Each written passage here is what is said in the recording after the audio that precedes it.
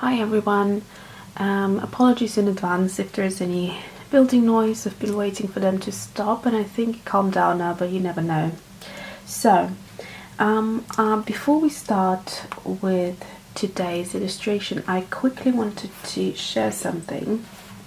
So, in my yesterday's video, I have talked about Stillman and Burn, and I have said or demonstrated how nicely flat this lays the pages because they're stitched. Now, just now I realized something which I wanted to share with you. Actually, these booklets, so if you look at them, how they're bound, so they're kind of a booklet of 2 pages, so like that. It's 2, then it's stitched, and then it's the next booklet. The next booklet is unfortunately glued. There's some sort of mark in mine. I didn't create that mark, so it came with that. And it's glued quite far in. So if you look at the bottom, hopefully you can see. So this bit here is how far it is glued. Now, you either end up in a situation where your page, as you can see, is a lot shorter, or if you then start pressing it, it also kind of sometimes comes off the glue and then it kind of looks like falls down a bit. It's not straight, and so either you will end up with glue coming off and it looking a bit rubbish, or you just have a shorter page. Now that is quite annoying, to be honest with you. I didn't expect that, and I have checked it. It's every booklet is done the same way, so you can see it just starts to rip off the glue. Hopefully you can see. Yeah, right there. So that is quite annoying. And if I compare that with the moleskin, which I've been using for the Inktober, it's done a lot better. So for example, here is the booklet, and it is glued as well for every booklet, but it's done in such a way that basically it's not making the page shorter, or it's not glued too far out, so you can still lay them flat and have exactly the same length of the page basically. So that's something you might want to consider before buying these sketchbooks. And this is the soft cover beta series in extra heavyweight, so 270 GSM. I'm not sure if they do it any different with the thinner paper, the 150 GSM, but that's what mine came like.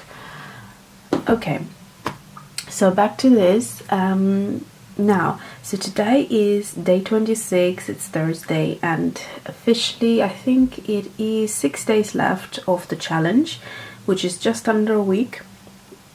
And yeah, it's really exciting coming to the end of it. So today's prompt is squeak, and I have a little sort of humorous kind of approach to this illustration.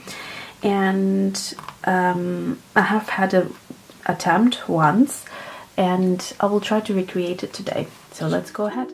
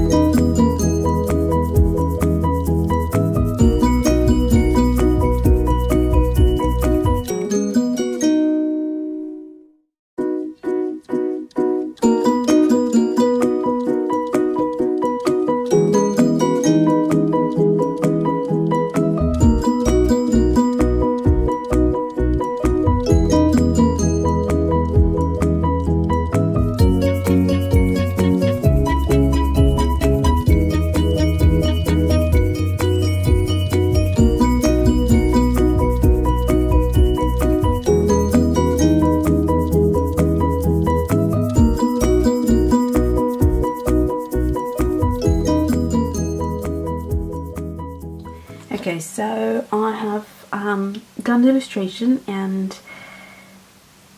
what I was going to do is just now start tinting it.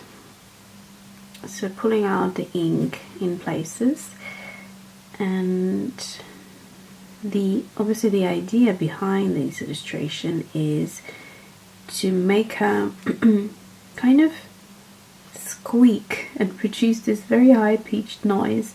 And the reason that she's doing that is because she's wearing these you know, super tight corset, which is obviously incredibly uncomfortable.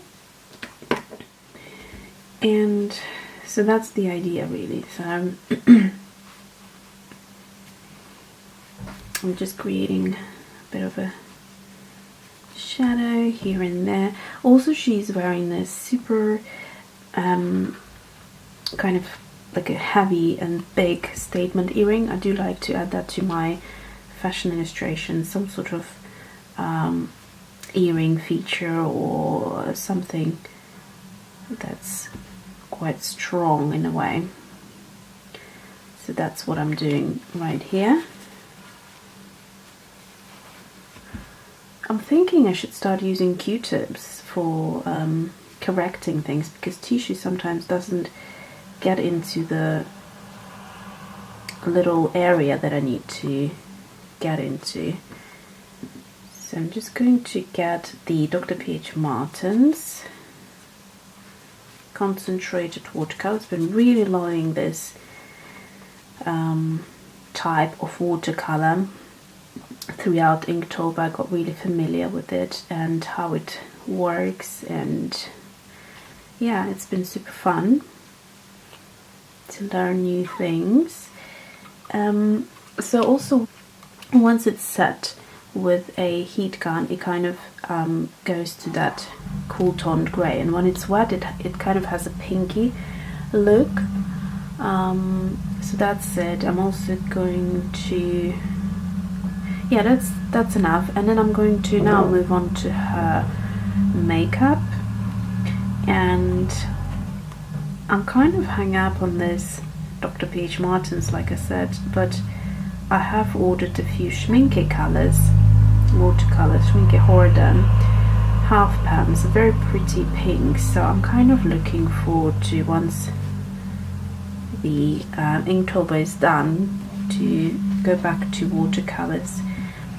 Okay, so that should be enough. I'm going to also color in with black the inside of her mouth, trying not to touch the lines, to basically not make the two colors go in, like blend in, but also to suggest teeth. Okay, so this didn't work as I hoped, so I can correct that by taking out this color, and I'm going to now set it with a heat gun and then go back